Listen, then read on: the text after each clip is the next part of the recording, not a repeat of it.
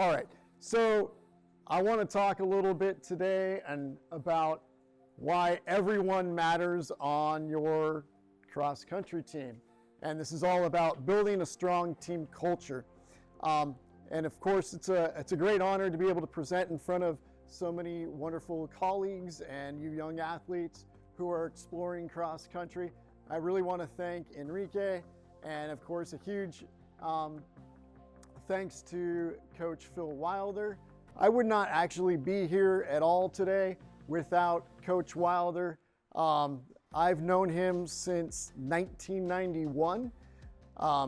As was said, I competed in Fremont at nearby Irvington High School, and Moreau High School, where we are, was one of the teams that was in our league. And Phil had built such a great program here at Moreau that I went to a school where we were like really low on the league hierarchy of competition. And we knew that Moreau had this wonderful program. We wanted to find out what the secret was, right? That's why we're all here this morning, to find out some great nuggets of information to help us become better runners or better coaches. And as luck would have it, sort of people were asking earlier about accommodating other sports and things like that. And if you've been coaching for a long time, most of us know that club soccer can be like the bane of our existence when you're trying to accommodate those athletes and everything. But my brother was a high-level soccer player, and he got talked into running by our high school cross-country coach, who happened to be the varsity soccer coach at our school. And my brother played the local area soccer with a kid who ran for Phil Wilder here at Moreau. And he said, hey, during the summer, if you want to come out and run with our team, you can.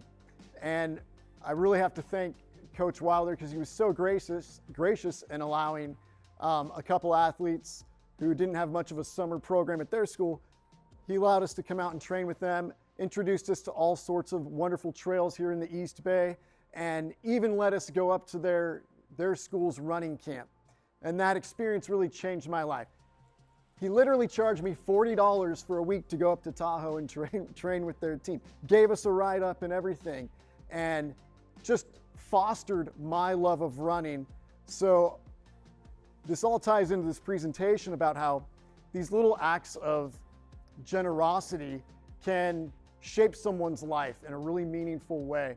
So I wanted to thank Coach Wilder in particular for shaping my life, and hopefully I've been able to implement some of the, not just training, but more so the values that I think Andy did a great job talking about, like those pillars of what a strong team has. Hopefully I've been able to share a few of those with my athletes. As was mentioned, I coached in Southern California at a school called Brea Olinda in North Orange County for about 15 years. And having grown up in the Bay Area, I was itching to get back once I had little kids. And I've been able to coach with my brother. And like everybody here, and he had been coaching for a long time. We've now both been coaching for 25 plus years. Like everybody here, you're looking for some new ideas. And despite a little bit of success that I had in Southern California and a little bit of success that my brother had in Northern California, when we came together, we decided that we were going to be open to changing anything. Like, we were well into our coaching careers, and like, we're going to be open to changing anything. And let's try to learn from each other and learn from other people. So that's all kind of my background and how it goes into this presentation. Like all education, is anybody else a teacher in here? Probably a lot of folks, right? When you go into these presentations, these sorts of professional developments, right? They always start off with, okay, teachers, know your why. When you go into the classroom, you got to know your why. And it always sounds like such a cliche, but I actually believe it's quite important. As coaches, we have to know our purpose and what we're doing. So all of us can probably relate to this as coaches or as athletes. My purpose begins with the love of running. I love the sport of running. I played soccer growing up. I didn't love soccer. I played for a long time, but I didn't love it. I got into running, and going back to what Andy said in the earlier presentation, there's so much we can control in our sport, and I really like that. So things I love about us, like Running encourages us to commit to the process. It challenges us to persevere during difficult moments. It helps us weather disappointments, and also it teaches us some humility and how to celebrate the highs. And all of this breeds self-confidence. We learn how to deal with failure, right? I was talked about in the first presentation, the value of failure. And all of this hopefully leads us into becoming self-reliant people. As a team, because cross country is a team sport, we can become cooperative and accountable. So all of those values are my why, and I know that we share those. The other thing is, we're probably all competitive people. Running is a very demanding sport, and I love the measurability of running, right? We know where every athlete on our team starts, and we can rejoice in the progress of every athlete on every level. And this is why everybody in our program matters, because they're putting in work, they're really discovering those aforementioned values, they're developing those, and ultimately they're becoming more competitive, maybe with people on other teams, but certainly every day with themselves. So as runners, I love that we ask these eternal questions, right, every single day. Am I getting stronger? Am I able to do something now that I wasn't able to do previously? Here in the East Bay, we have so many trails. The one that was close to my house in Fremont was Mission Peak. Has anybody hiked up Mission Peak? Yeah. I've taken my team out to run Mission Peak. It's super challenging, and I wasn't always able to do that. Coach Wilder introduced me to a particular trail in Garin Park. A lot of you probably, all the Moreau athletes have been to Garin Park a million times. There's a run back there, I used to call it Mount Fuji. First time I went up, I thought I was pretty tough as a kid. Oh my gosh, that first time I went up that, I know there was a particular section where I walked, and that was so shameful to me, having to walk, a little bit on that run. But, well, I went out there the next week. And you know what? I didn't walk that next time. That was some measurable progress. And when I moved back up to the Bay Area, one of the first things I did was drive over to Garin Park. I had a few years on me at that point, and I ran up Mount Fuji just by myself. No one else out there. I got up early in the morning. I didn't walk, but gosh, it was really hard not to. But I had to ask myself that question: am I being tough, right? Or did I wimp out? And I had that going through my head. And that sort of mentality is something that all of my coaches fostered in me. As a coach, can I help student athletes reach that positive answer to these questions? Am I getting better? Am I being tough, or did I wimp out? This is all part of our culture. And if we build a culture in which we can help people measure their progress, again, I was an okay runner, but there was a day where I actually did walk part of a run. But if we can be making progress all the time, I think that's when we develop a winning culture. Winning's going to be different for everybody.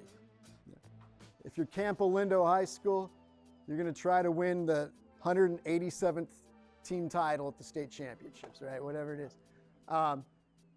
If you're Bellarmine, you're going to be on the podium for the 90th time or whatever it is and win yet another Central Section titles. Yeah, but you're in a really tough division. We know Coach McChrystal does an amazing job. But winning probably for both a great program like Bellarmine or for Campo Lindo, it's not just about those titles. It is about the progress of each kid and letting every kid in the program know that they are important. I want everybody to be competitive in the program. And again, that doesn't necessarily mean we're going to win every single thing, but we're going to try to develop a sense of competitiveness on the Frost Soft JV and varsity levels. And quite honestly, at Granada, we've done okay. We've won a few things at a fairly high level. We won some section titles, been on the podium at the state meet. But this doesn't happen unless we build competitiveness with every runner on the team. And again, it doesn't mean it's win at all costs or anything like that, but I want everybody to feel like they can go out there and do their best, and they deserve to be fighting for a high place in the races. If you show up, 6 days a week, like Andy was talking about, we're going to go out there and try to do some good things. So our team is really built not off of superstar. We don't have any feeder program in our area at all. In fact, we oftentimes lose kids who are in our middle schools who are like the best runners. We lose them to some of the private schools. It's not a knock on the private schools. It's just that's what's happened. We've lost 2 individual NCS champions just in the time that I've been at Granada. I'm like, gosh, you could have helped us out a little bit. So I've got to really work at making, and everybody does, like we've got to work at making sort of mid-pack runners become believers. They got to buy into the culture. They got to figure out that they matter. And this has been our bread and butter at Granada. What I think are 2 of our best runners, Lexi Rosenberg, I think I put her up there. She's the runner who stands out in my mind. She was so slow as a freshman, but she had a lot of heart. She was trying to finish every run, and we'd be waiting for it, One of those kids, you're like, ooh, do I need to go find her yet again? Like, we all have those runners, but she, is she okay? And she was okay, but she was, running, doing one of these and finishing 10 minutes behind everybody else. By the end of her freshman year, she was able to average, thank you XC Stats, because we use that service as well, but Lexi averaged 7:10 for her racing as a 9th grader. By her junior year, because she was such a plucky kid who put in all that time, she developed into a runner who made our varsity team. She was 10th at the North Coast Section Championship, helped us win a team title, and she averaged 6:22 per mile that year. Like, that's a monstrous jump. But so what did we do to help Lexi become a varsity runner? Well, she obviously had a great work ethic from day one, but she loved being a part of the team. And we told her, like, wow, that's amazing. You're finishing 10 minutes behind everybody else, but guess what? You finished. You did it. Other people quit. You did it. There's great value in that. Another runner, similar story, Anthony Guerra up here. He was, to give you an idea, he finished 34th at our league finals in the Frosh Soft race as a freshman. And he's a kid who caught fire early, loved running. Parents didn't know anything about running, but he told them, he was like, oh, I want to be at the state championship someday.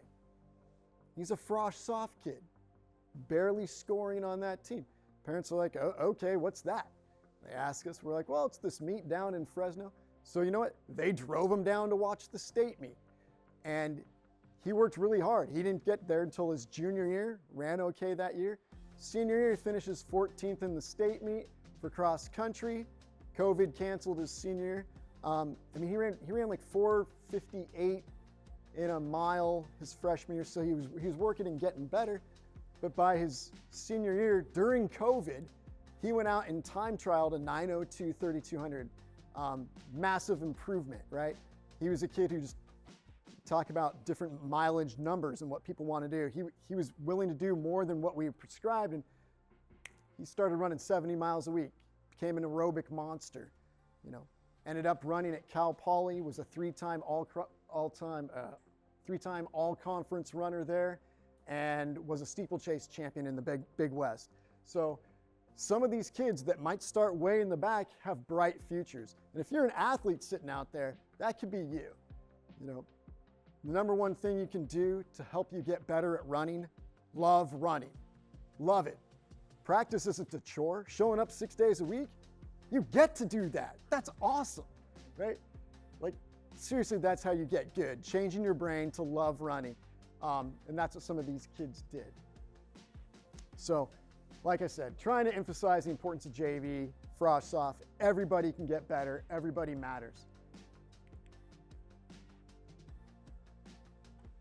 Having expectations, this is pillar number one at Camp Alindo High School, accountability.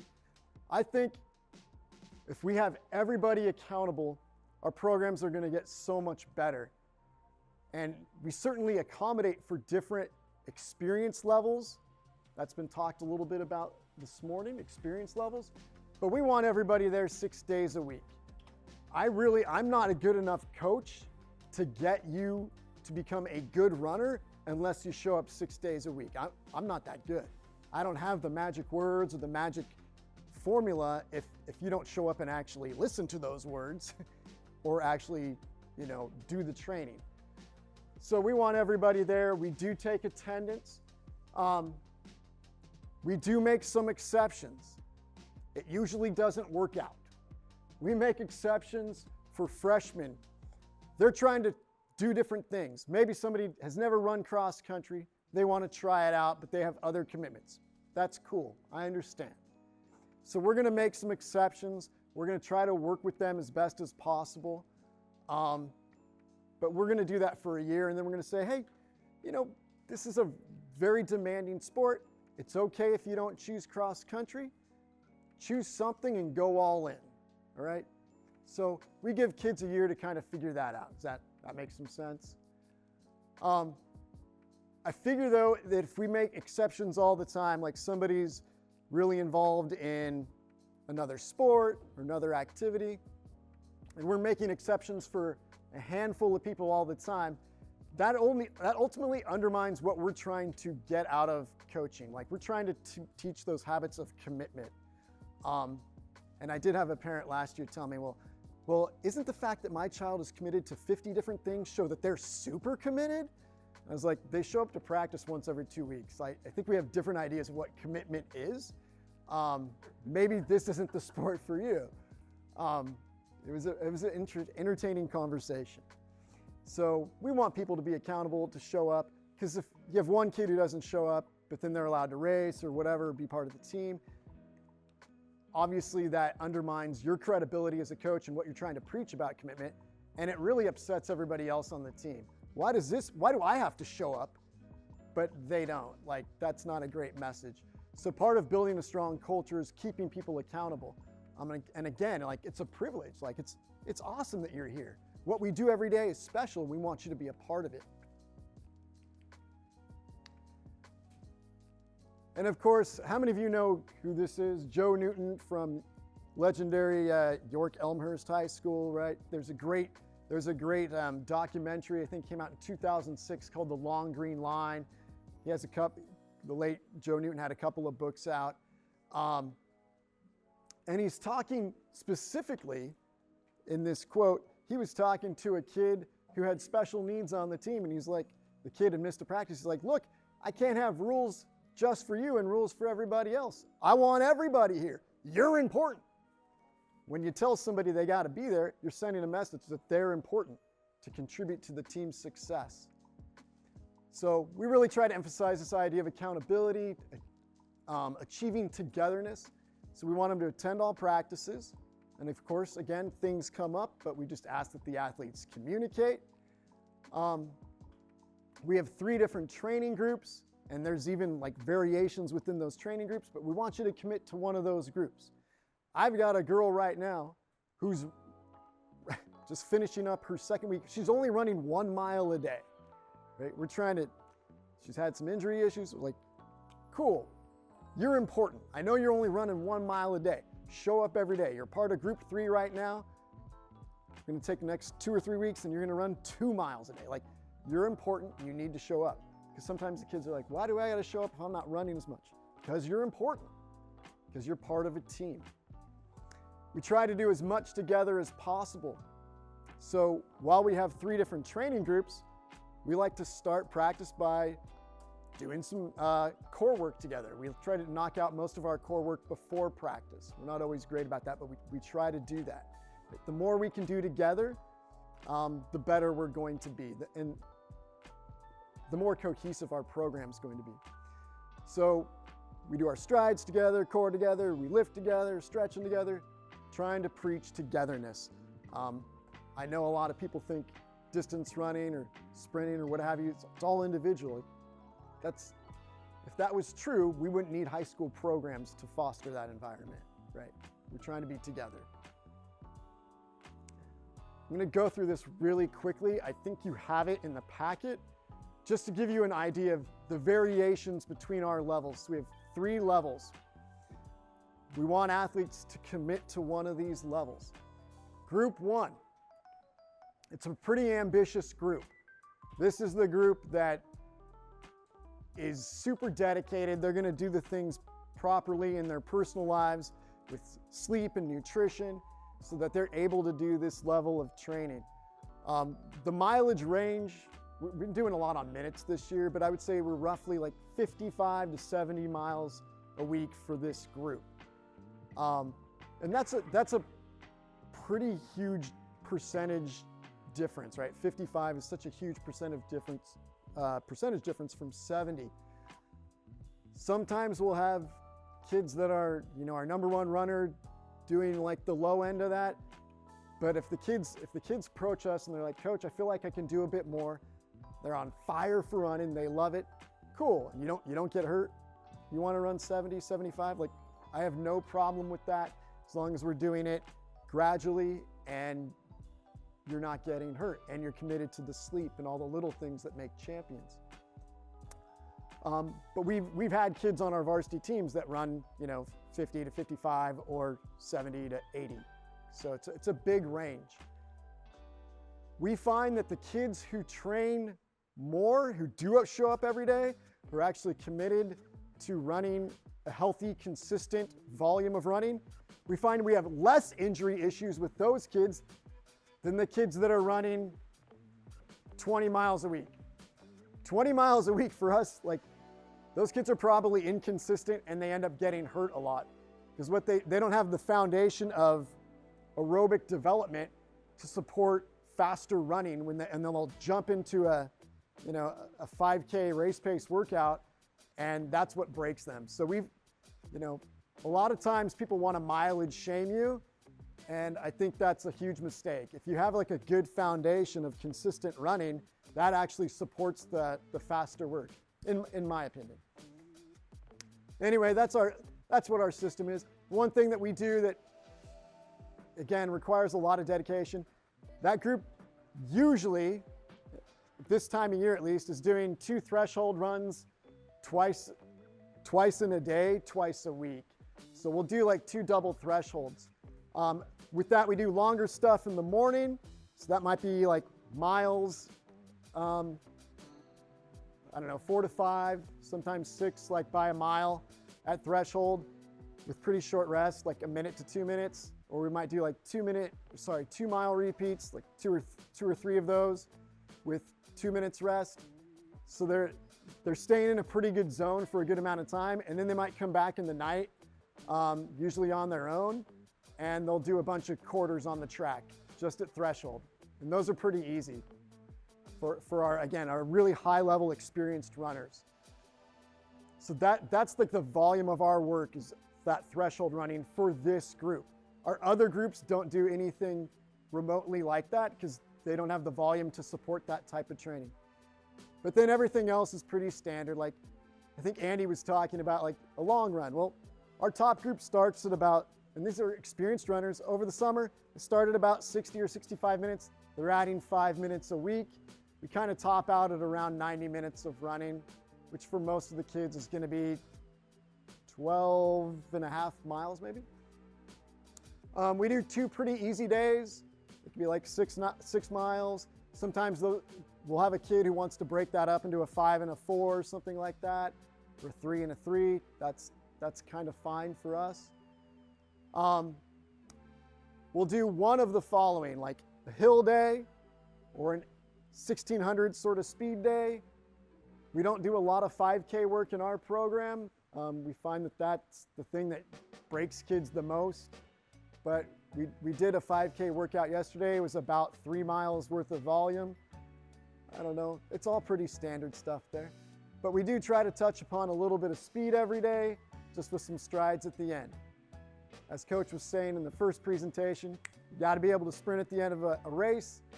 So we want to make sure that we've done some sprinting in practice. We try to steal a lot from other coaches, and Andy and Chuck over at Camp Lindo have this amazing chart of hey, this is what your PR is in the mile. This is what you should be doing like every single type of run.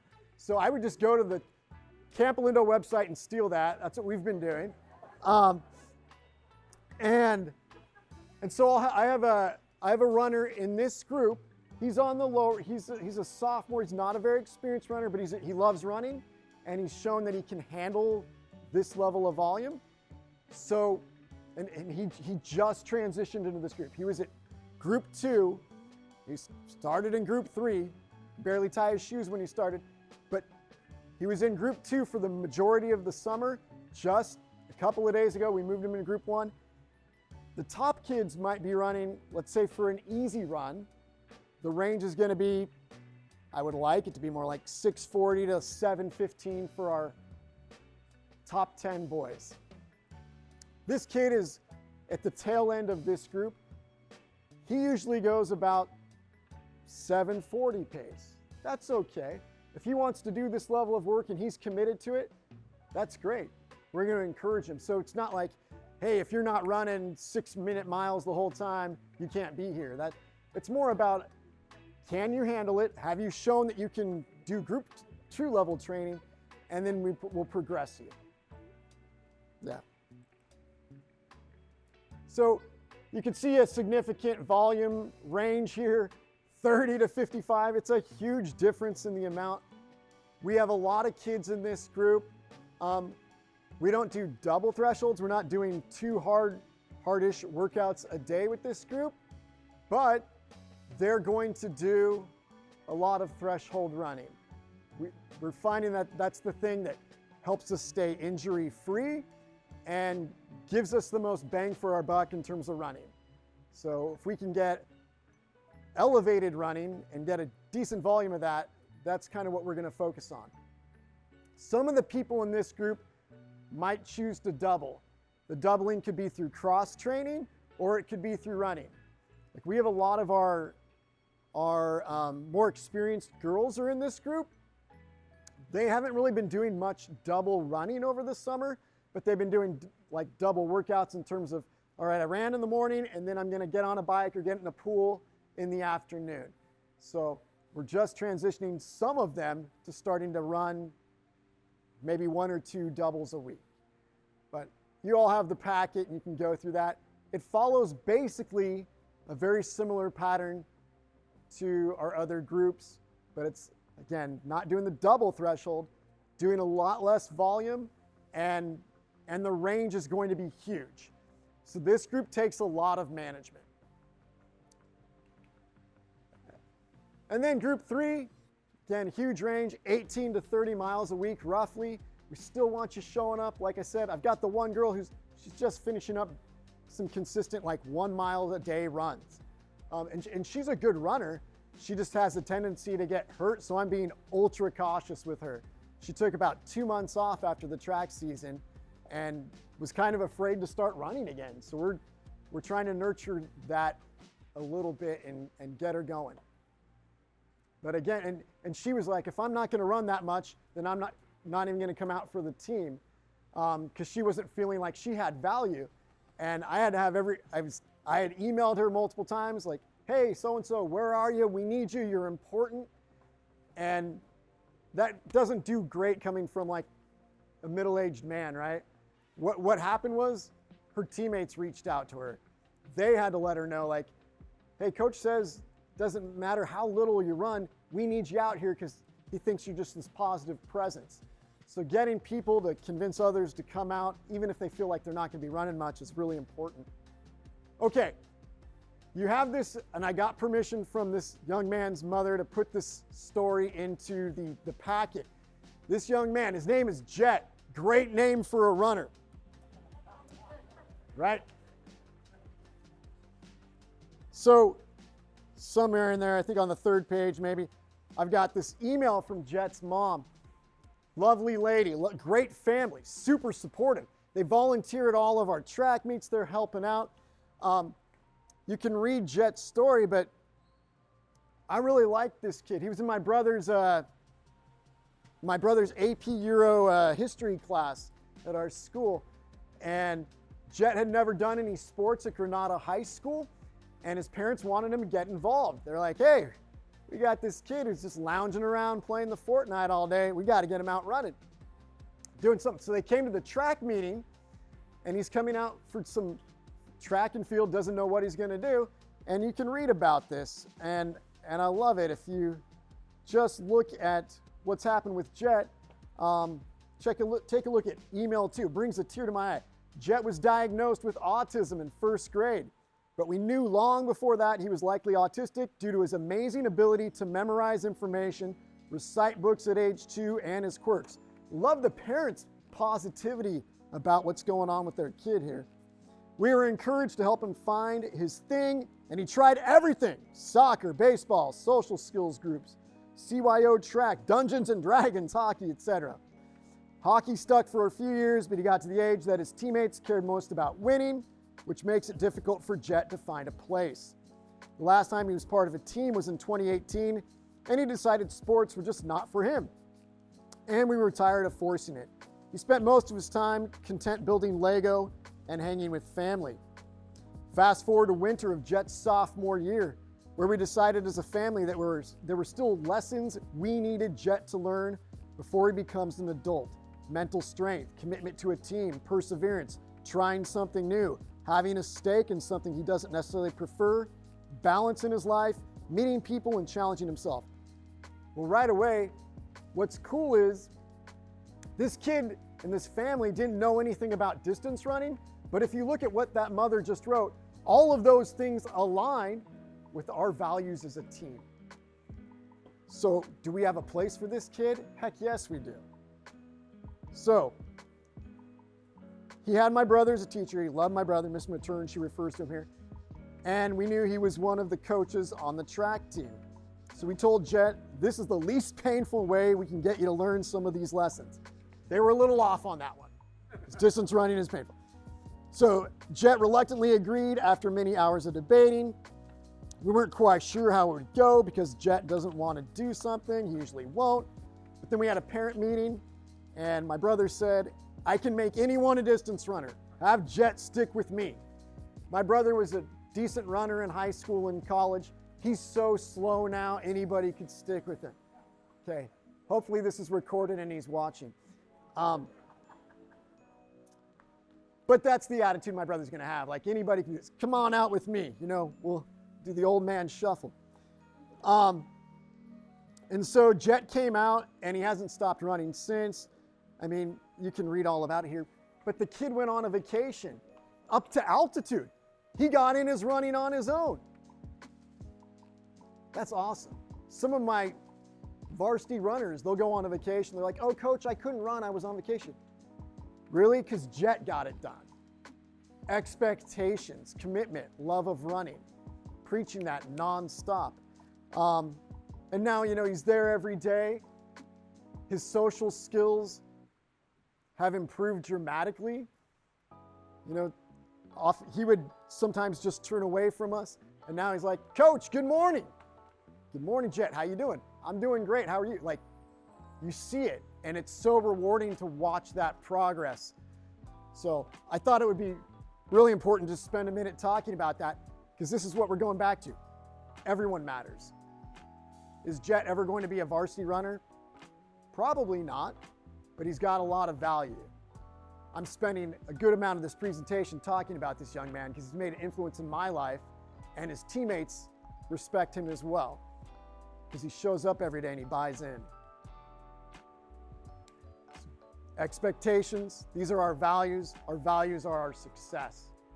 When we have this, my goodness, when everyone's accountable, there's a sense of harmony, right? There's a sense of respect because everybody's putting in the work, no matter what group you're in, no matter what training group. We know that you're committed, and that's so influential in shaping the attitude of a team. So there's a lot of respect and encouragement, and there's a feeling that we're all there for the same purpose, which of course is to become the best versions of ourselves. That's a phrase we utter every single day at practice. Why are we here? Coach, I'm here to be the best version of myself. Cool. All right, I want to give you some tangibles. Everybody probably has a brilliant routine dialed in. After 25 years of coaching, I still feel like I could be a little bit more disciplined about this, but this is what we aspire to do. This is what we try to do. I'm now writing these things down for myself every day. Here's our routine. First thing I have to remind myself, just like in the classroom, slow down. Make sure that you're covering the information you need to cover. Allow time for people to process and ask questions. So I like to start with a greeting. How's everybody's day? How are you doing? Class was terrible, that's okay. Cross country is going to be fun. Right? We take care of housekeeping items. This is part of our culture. Okay, everybody remember, tomorrow's a wacky schedule at school. You're going to need to adjust when you eat your food, right? Because lunch is supposed to be a little bit later. Let's see if we can eat lunch at our regular time or at the snack period or whatever. Like, just housekeeping. There's always something that's, throwing a wrench into our routine. So we want to be able to control that. Like, we want to be flexible about that. So knowing what's going on. We've got a meet coming up. Have you checked out your uniform? Have you washed your uniform? Do you have your uniform? Right? We left for running camp last week. I gave everybody a checklist of things to do. Guess what's number one on that packing list? Running shoes. Young man comes up to me, we're loading into the cars. Coach, I don't have my shoes. My brother's actually super disciplined about checking that. He's like, show me your shoes. They're in my bag, Coach. Show me your shoes. Got to do it. All right. After we do our housekeeping stuff, we do our core and stretching. We really like to empower young people to become leaders for this. We will need to supervise. It's not like I'm going on a break and I've got to be on top of our leaders. Seniors, get them out going, right? But we want people to be independent. We want seniors to lead. We like to go over we tell our athletes what the workout is. Probably more importantly, or just as importantly, we tell them the purpose of the workout. Hey, today we are doing, even if it's a recovery run, right? Hey, we had a hard day yesterday. We're trying to get in some really controlled running today. That doesn't necessarily mean you're running slow, but we're running controlled. You should be able to talk and joke around as you run. When we come back, we're going to make sure that we're doing our strides because we always want to, be able to run fast at the end of a run. We're going to do our push-ups and sit-ups so that we are developing some, core strength, all that stuff, right? But telling them the purpose, I think, is so important. And it helps me as a coach, especially on workout days. Somebody's like, Coach, I'm not feeling so good. I'm tired. That's our sport, kid, right? Cool, you're tired? Well, during this long run, we're trying to work on battling through, fatigue. So if we need to make adjustments on the pace, cool, but we're gonna finish. We finish things in our program. So reinforcing purpose is really important. And it gives them something to focus on. Hey, the goal is this. You can do this, you got it. All right, I'll do a quick plug here. 2 books that I think are wonderful for high school runners and coaches and maybe their parents. Tim Butler, longtime coach at Dana Hills High School, now at San Clemente in Southern California, wrote a book called The Authentic Runner. It's really, really motivational. Another one, Doug Souls, Becoming Varsity. We have pretty much every kid on our team has a copy of this book. It's super powerful. I think the parents of runners should be reading this because it lets them know what you need to do to be a pretty strong distance runner. I'm crazy lucky that I know Tim Butler just a little bit. When I was in Southern California, one of my athletes made the Nike Cross National meet. He was a pretty stellar runner for us, and he made it as a sophomore. And I was there by myself. Coach Butler's Dana Hills team had made it to NXN that year, and he saw me wandering around, and he recognized me because we were both in Orange County. He's like, Coach, come on over, hang out with us. So I got to know Tim, and he's been very, very generous with sharing information. But I always love this because I'm trying to pick his brain, and we all want like the secret workout, right? But there's no secret workout. We're going to cater things to what we need for our area to make a good training plan. But Coach Butler, after this long conversation, this is when I was coaching up here too. I called him. I'm like, Tim, your 800 runners are crushing it. What sort of training should we do and all this stuff? And he's telling me everything. And I took pages of notes. Get to the end. He's like, oh, it's like, just forget all that. That doesn't matter. He's like, the whole thing's about building relationships, and he always throws out, these intangible percentages like 20%'s workouts, 80%'s like, do you have a good relationship with the people on your team? And I really think that has a degree of truth to it. If you don't have good relationships with people, they're not going to want to be on the team. They're not going to want to come out and work hard. So, I think Coach Butler's just done a great job with that, and I'd like to emulate that. I've reread this book so many times, and I'm really touched by his influence in a positive way on so many young people. So some of the things that, again, I'm just stealing from other people, stealing Campo's pacing charts, stealing Coach Butler's stuff here. I love this quote about contact. So building meaningful relationships, says this is from the book, says because of the heavy relational component, the daily emphasis on positive peer pressure and peer leadership is constantly encouraged as part of our training.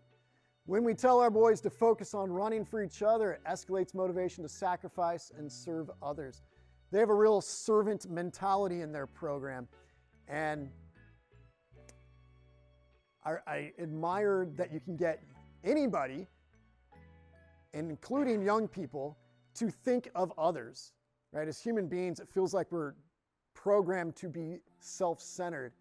And in a sport where we can very much measure personal development and improvement, sometimes the focus can just be on ourselves. He's fostering a culture that's like, what can you do for the team? How have you served the team? And people can serve in a variety of ways. Obviously, being a positive influence, modeling proper behavior. He has some tangible things like the athletes reflecting. So he has, I don't know if you want to call these assignments, but we try to rip this off and have our athletes do this. Have your athletes do a reflection. I might have put this in the packet as well. I think this is incredibly valuable. Who do you most admire? Why? Who's had a positive influence on you? How you believe and act. So he has his athletes take a moment and reflect. Obviously, a lot of times the athletes are going to mention maybe a positive parental figure in their life. And hopefully, they'll be able to reflect on that and then think about, how can I give to others, right? So if people have sacrificed for me or supported me in whatever way, how can I do that for others? I think, and it sounds like, I don't want to say it sounds cheesy. I actually think it's so vital, but it's something not done in a lot of athletic programs. Taking the time to think about this, but it makes your team so much more cohesive. So thinking about how you can influence others.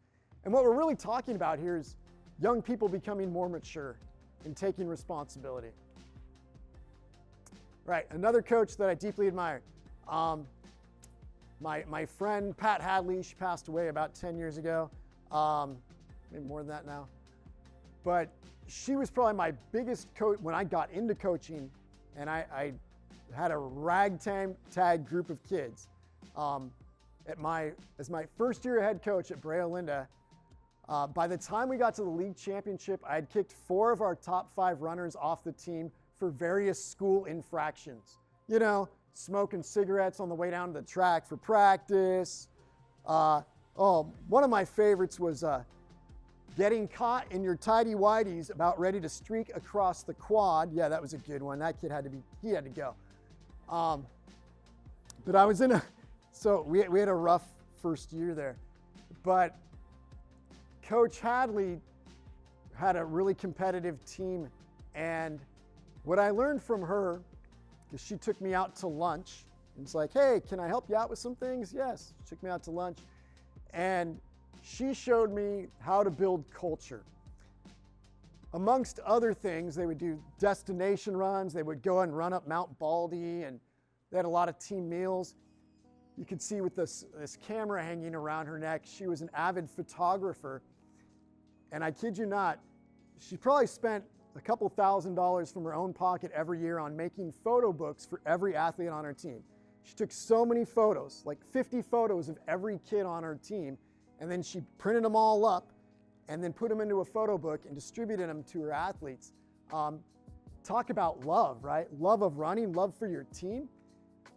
I don't have that level of disposable income to do that, and I'm a horrible photographer, but there are other things that I can do, right? So as a coach, when I think about building relationships, which is the foundation of our programs, what can I do to let people know that I care? Like I'm an okay writer. Maybe I can spend 10 minutes a day writing a note of encouragement to a different athlete. Better yet, maybe I can have some of my older kids come into my room at lunch and write notes to some of their younger teammates. Those things are invaluable. Has anybody ever received a note from someone else that you still have years later that encouraged you, right? I have one from one of my college teammates. He was the fastest guy on our team. He wrote me this great letter. It's like, man, I still have that thing. Why? Because it meant something that he saw that I also wanted to be a strong runner. So those things really build community. Okay, another part of our routine. I'll try to pick up the pace a little bit. There's my brother talking to one of our current runners. We do a daily checkout. Seems so simple. I think Jim O'Brien from Arcadia was mentioned in a previous presentation. He was really good at this. I watched videos of him back in the day where he's talking to every single kid on the team. How far did you go today? What was your time? How'd you feel out there? Contact. It's essential to what we do. So, every day we have kids say, come up to us, show me your log. They got their phones, show me your log, because we use XE Stats, and that's where they keep their logs. Okay, well, you color-coded this as a red, but I see that you're alive and you're talking to me. How bad really was it? Okay, maybe it wasn't as dramatic as a red day. Maybe it's an orange, right? My leg didn't fall off. I didn't get bit by an alligator, whatever. Like, you're alive, but we're teaching them that we care about their progress. We want to know how you're doing. Keeping kids accountable, it gives us an opportunity to offer feedback. Hey, awesome, I see that you did this run for the first time. How'd you feel out there? How was it for you? Asking questions, showing an interest. So that positive interaction is really important.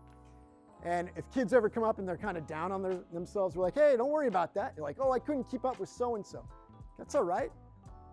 Be the best version of yourself. Next time, so you hang on for that person for half the run, let's see if you can do it for 60% of the run. Like, that's what we're all about. Okay, I've been mentioned, so now I'm going to give you some really easy, tangible things that we can all do. Training logs. I keep mentioning XE Stats because it's so helpful. My brother's used it for a long time. I didn't use it when I was in Southern California, and I should have been. He told me about it a long time ago. Here's what I like about it. My favorite is the training log feature, because kids put in every day exactly what they did, gives them a moment to reflect. When I look at it from the coach's perspective, I see every kid's name listed in a column, then I see the calendar, the week, right?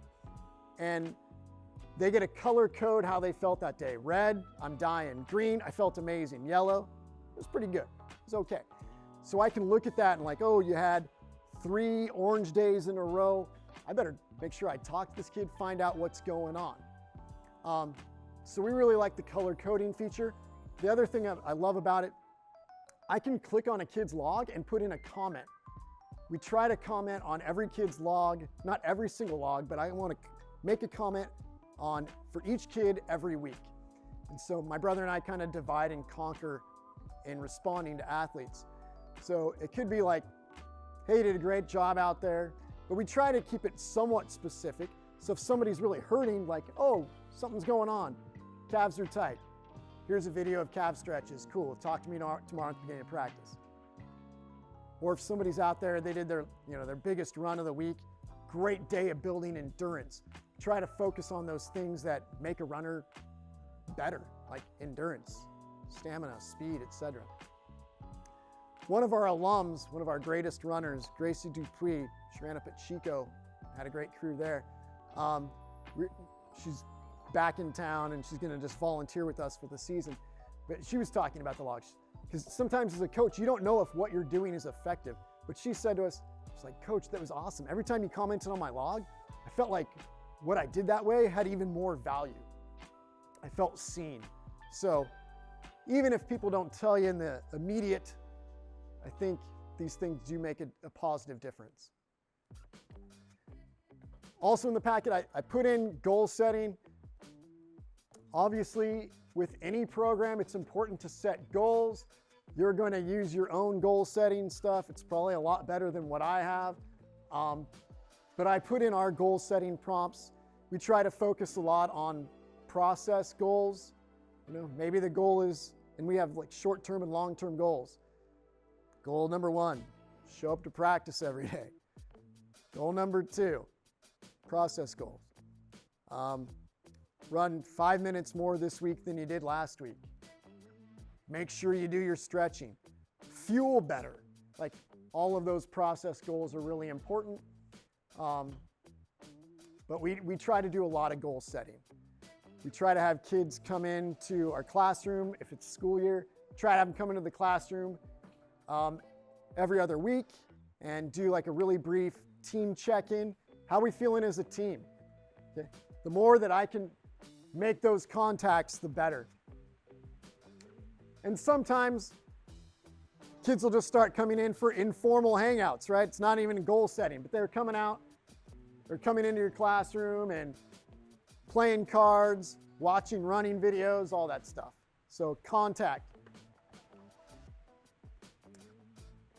I think this is one of the best things that we do at Brea. I don't even know how it started really, but I guess in my early years at Brea, we had I bought some ugly shirt from Jamba Juice, and our goal was like a different kid was gonna wear the shirt every day at practice without washing it. I was never wearing this shirt.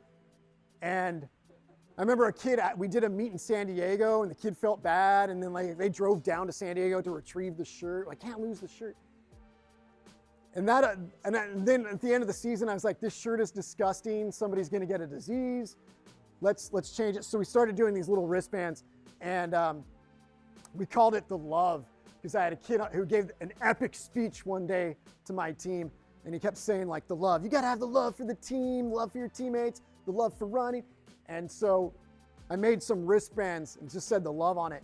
And so we had one, every kid on the team eventually got one, but we had one that we would pass around from kid to kid. And at the start of practice, we'd be like, all right, who's getting the love today?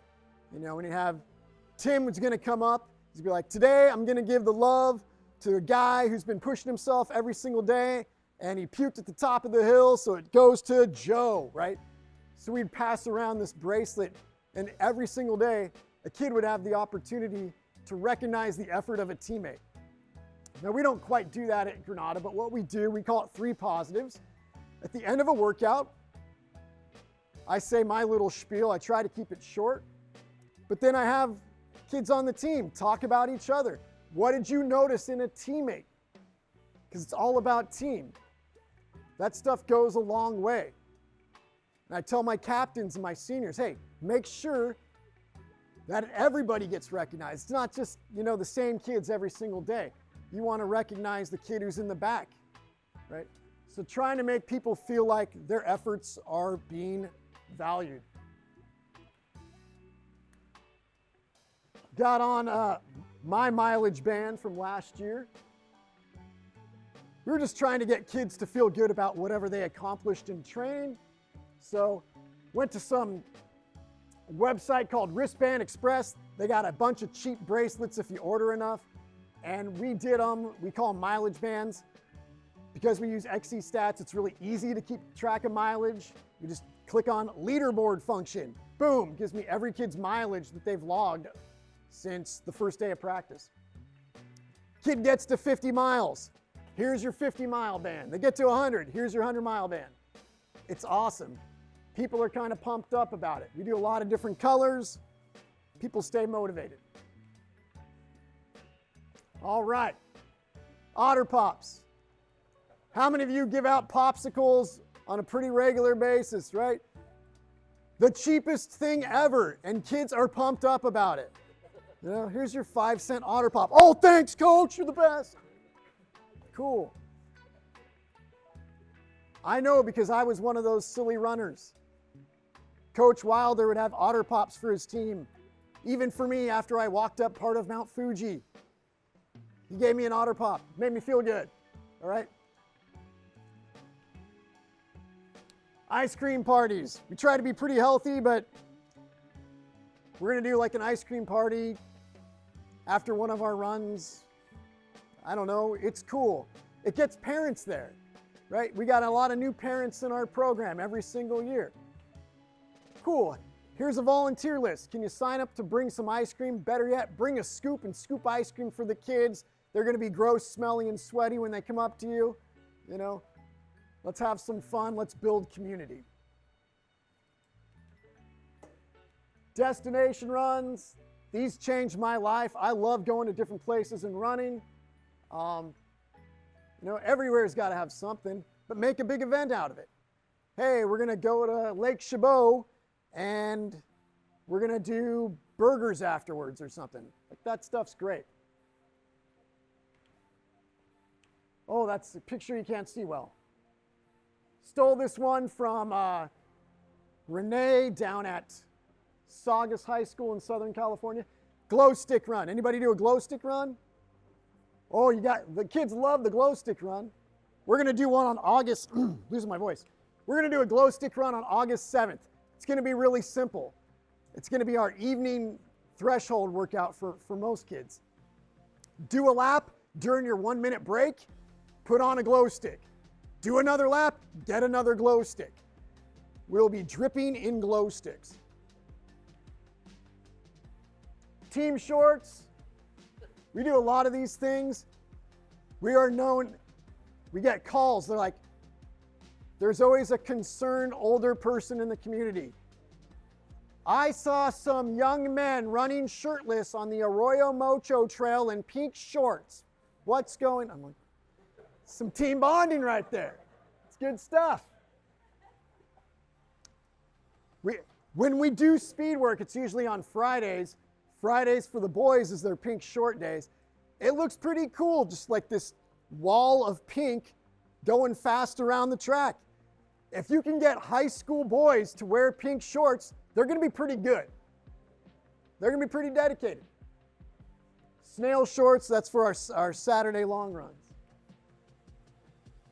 Team meals. How many of you have done a team meal this summer? Isn't that the best? That's such great bonding that happens in those environments. And again, you don't have to do all the work. Get some parents to host the stuff, send out a sign up, everybody feels like they've bought in. Camp, sounds like we got a lot of people doing camps. That's always fun. We just got back from Point Reyes. It was a great time. And you know what? Our running camp wasn't at all about running. It was all about the team coming together. But I think that the experience they have of doing things together at camp, like up here we've got kids playing cornhole. I think cornhole devolved into like everybody trying to learn how to juggle. That stuff goes a long way. We do a big cornhole tournament. Pool, you get it. You have to like have an assigned partners. We got freshmen with seniors. It's a great time.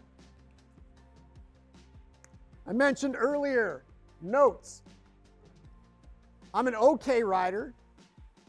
Former Moreau runner Chris Papioni, one of my friends, is a prolific rider. He showed me a lot of his stuff that he was using at his camp. It was amazing. I'm not going to be as articulate as Pup, but I'm going to be okay because this is a picture of me with my 6th grade teacher, the late Mr. Fickus. He just wrote me a brief note on a report card one time. I think I got a B in math. And he put, I think it can be straight A's, go for it. Man, that sentiment has stuck with me. Hey, somebody thinks that I can do this. You know, decades later, I still remember that. I still cherish that one little moment of positivity. So never underestimate what a little bit of positivity can do for someone. And I'm going to wrap it up right now. Sorry if I took too long. I've been super fortunate in running. In terms of competition and coaching, I've had, years with some pretty hardworking kids, and maybe you couple that with 1 or 2 talented kids. When I was at Brea, we made the Nike National Meet. That was we were one of a very few Division III schools who have made the meet at that point. That was a great experience. Up here at Granada, we made it a couple of years ago. Awesome. That stuff doesn't happen without the culture. Probably every team out there has 1 or 2 talented kids, right? Every team has a little bit of talent. You've got to make people feel valued. Those JV runners need to become kids who buy in 100% and they feel valued. They will become runners that'll toe the line for you in a big time meet someday. Got a picture of Coach Wilder with Mark Douglas. When I was a freshman in the Mission Valley Athletic League, Mark Douglas was a senior. Everybody in the league looked up to this guy. Super fast, super tough. Everybody wanted to be like Mark Douglas. I actually did the community run at the Mariner Invitational last year, and Mark's got a few years on me. He's a few years older than me, and I was like, finally, I'm gonna beat Mark Douglas. And I think he finished 2 places ahead of me still. Guy's a legend, right? I bring him up because he's now coaching, and Coach Wilder has touched so many lives that people want to come back and be a part of coaching in Northern California. Finally, I've got my brother up there with his wife. Talk about the power of culture. When my high school coach called my brother, our coach ran the detention room at our high school. He called my brother in. He's like, Mattern, you've been playing soccer for me. I want you to come out and run. You ready to be a cross-country runner?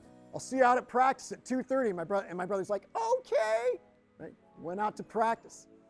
That one decision of somebody saying, come out and run. Well, my brother became a dedicated runner, was able to then become a college runner. He met his wife on our college cross-country team. I followed my brother to UC Davis. I met my wife basically from running. She's not a runner, but I wouldn't have gone to Davis if it weren't for running. These things can have a long, long trickle effect. So invite people out to the team, practice accountability, most importantly, build those relationships, make people feel good.